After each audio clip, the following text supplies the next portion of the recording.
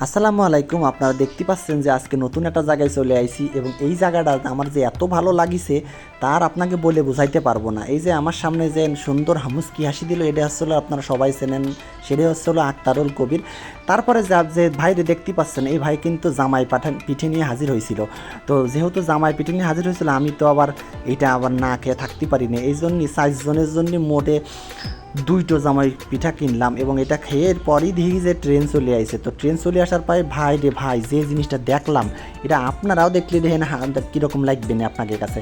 দেখেন তো এত মানুষ কী জন্য আসার দরকার, আমি তো ভাবিয়ে পাইনি। এত এত ঘুরতে যাতে হবে কী জন্য? আর আমরা না 4-5 জনে যাবো ঘুরতে, এরা এত ঘুরতে টুরতে যাবে কী জন্য? এর মানুষের ভিড় দেখে তো আমি বেশি অবাক হয়ে গেলাম।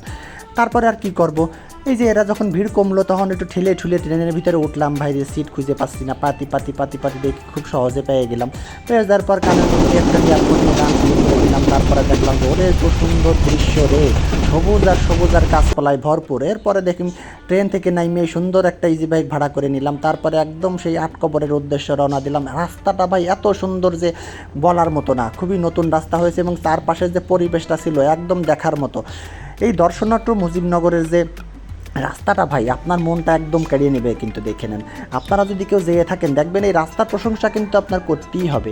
এই যে দেখেন আমরা কিন্তু চলে আইছি আমাদের কাঙ্ক্ষিত জায়গায়। এই যে হাঁটতে বেশ কিছুক্ষণ হাঁটলাম, তারপরে আমাদের কাঙ্ক্ষিত যে জায়গাটা আছে সেই জায়গাটা আমরা চলে আসি প্রায়। এই জন্য কিন্তু এই যে আমি আঙ্গুল দিয়ে দেখাই দিচ্ছি, এই যে আমার ক্যামেরাম্যান যে আছে আক্তারুল কবির, এবং আমার সামনে কিন্তু বেশ কিছু লোক আছে, মানে আমার খুবই শ্রদ্ধেয় আমার মানে সহকারী প্রধান শিক্ষক আছেন, আমাদের মোজাম্মেল স্যার আছে, আমাদের জিয়া ভাই। এই যে সবাই মিলে কিন্তু আমরা এই যে এখানে চলে আইছি। প্রথমে দেখবো গাড়ল দেখবো। আরে ভাই, গাড়লের কিন্তু একটা নামকরণের পিছনে একটা বিষয় আছে, আপনারা কি সেটা জানেন? না জানলে না জানেন, আবার জানলেও জানেন। আমি কিন্তু নতুন করে আবার বলে দিচ্ছি, কিছু করতে পারবেন না। কিন্তু সেটা হচ্ছিল যে গাড়ল মানে কিন্তু আসলে বোকা। এখন এই বোকা নাম রাখার পিছনে কারণটা কি আসলে? এই যে ভেড়া বা বলি বা গাড়ল বলি, এরা আসলে কীরকম চলে যে একজন যদি কেউ সামনে যায় ওই সবাই ওর পিছ চলে যায়। একজন যদি শুয়ে পড়ে তাহলে ওই সামনে ওর সাথে সাথে ওর পাশে যতজন থাকবে সবাই শুয়ে পড়ে। মূলত এরা দল ধরে চলে, দলের একজন যা করে বাকি সবাই সেই কমান্ড মেনে চলে। ওরা নিজের বুদ্ধি দিয়েও কিছু করতে পারে না, এইটাই হচ্ছে ওদের বিষয়। এই যে এত সুন্দর পরিষ্কার পরিচ্ছন্ন ভেড়া দেখে তো আমার মনটা খুবই ভালো হয়ে গিয়েছিল। তো যেহেতু এটা মনটা ভালো হয়ে গিয়েছিল, তো আপনাদের এই বিষয়ে কিছু একটা কথা বলি। বিষয়টা হচ্ছে আমি মাঝে মাঝে কিন্তু ভেড়ার যশোরে 2-1টা দেখতে পাই, কিন্তু ওগুলোর গায়ে দেখি অনেক ময়লা টোলা থাকে। কিন্তু এইখানে একটা দেখে একটা ভালো লাগলো যে প্রত্যেকটা গাড়লের গায়ে কিন্তু দেখেন কত সুন্দর পরিষ্কার, একদম ধবধবে সাদা, মনে হচ্ছে যে একদম কাছে নিয়ে কোলে নেই। কিন্তু আসলে ওরা যে এত দুষ্টু, আমি ধরতে গেলেই ফুরুত করে দৌড় দিয়ে চলে যাচ্ছে। এখন আমি কী করা যায় কন্ত? এতদিন পর এতগুলো ভেড়া একসাথে দেখলাম বা গাড়ল একসাথে দেখলাম, এখন ওদের একটু কোলে টোলে না নিলি হয়? আর সে কি কব ভাই, মাঝে একটা এমন একটা ভেড়ার সাথে দেখা হলো, ও তো আমার এসে গুতোবেই ভাবতেছিল। তো আমি দেখলাম যে না, এদের সামনে তো গুঁতো খাওয়া যাবে না, তাই কী করলাম, নিজেরে সরাই নিলাম। এই যে একটু পরেই আমি দেখাবো যে আসলে সেই গুঁতোনো সেই মহিষের শিঙালা। আমি তো প্রথমে ভাবলাম আরে বাবা, সেটা হচ্ছে যে ওই যে আপনারা দেখতে পাচ্ছেন যে শিঙালা, যে মহিষের শিং আবার এই গাড়লের ভিতরে কী করতে আসলো, যে মহিষেরও কি আবার গাড়ল দেখতে ইচ্ছা জাগলো নাকি? কিন্তু না, ওরা কিন্তু সেই কাজটা করলো না। মূলত আমি ভুল ভেবেছিলাম, আসলে ওটা হচ্ছিল পুরুষ ভেড়া বা পুরুষ গাড়ল। সেটি আবার খুবই শক্তিশালী, মানুষ দেখলে কিন্তু আবার গুঁতোনোর চেষ্টা করে।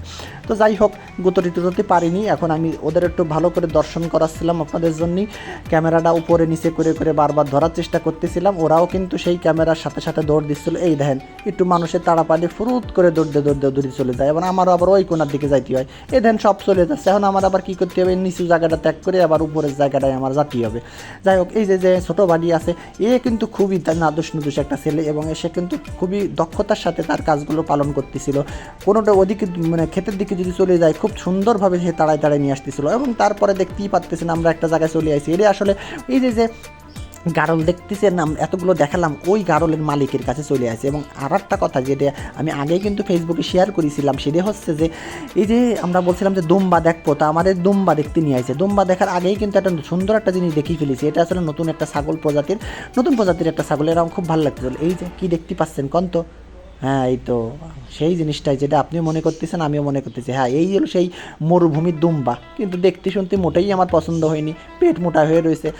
দুম্বার তো পেছনের অংশটা একটু মোটা হয় বা নাদুস নুদুস থাকে, কিন্তু এটা দেখলাম কীরকম মনে হচ্ছে। আর এই যে বাচ্চাটার পশম টসম সব কাটিয়ে ফেলানোর পরে এত খারাপ দেখা যাচ্ছিল যে আমার কাছে কি বলবো। আর এই যে আক্তারুল সাহেব আবার ভিডিও করতেছে, আরে এরকম তার আবার ভিডিও করার কি আছে, আমি করি তুই আবার ভিডিও করবি কেন, সে ভিডিও করতে আছে।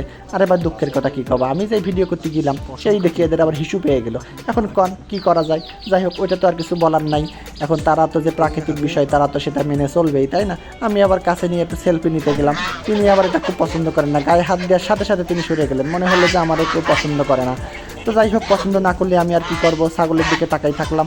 এই যে ছাগলটা কিন্তু আমার যথেষ্ট ভালো লেগেছে। দুম্বা দেখতে যে ছাগল পছন্দ করলাম। আরেকটা বিষয় ভাই না বললেই নয়, এই যে দেখতেছেন যে আমি একটা টমটমেতে উঠেছি, একটা বিশাল ধরনের টমটম, এটা কিন্তু আমাদের এলাকায় দেখা যায় না।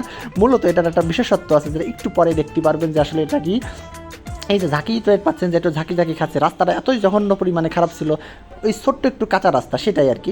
এই যে দেখতেছেন সেই আকর্ষণীয় জিনিসটা, মনে ইজি বাইকের প্রথম অংশ ঠিক আছে, উপরের যে অংশ ওই ছাদ হচ্ছিল ওনারা স্পেশালভাবে নিজেরা তৈরি করেছে। তারপরে আমরা চলে আসলাম মুজিবনগর, মানে এটা হলো মেহেরপুরের ভেতরে, আমরা চলে আসলাম তারানগরে। আচ্ছা, তারানগরে এই যে পুরো বিল্ডিংটা দেখতেছেন, এই বিল্ডিংয়ের নিচের অংশটা কিন্তু পুরোটাই কিন্তু ভেড়াদের জন্য বরাদ্দকৃত। এই যে নিচের তলায়ও কিন্তু কী থাকে, ভেড়া থাকে, আবার ওই যে দুটি উপরের যে এই অংশটাতেও ভেড়া থাকে।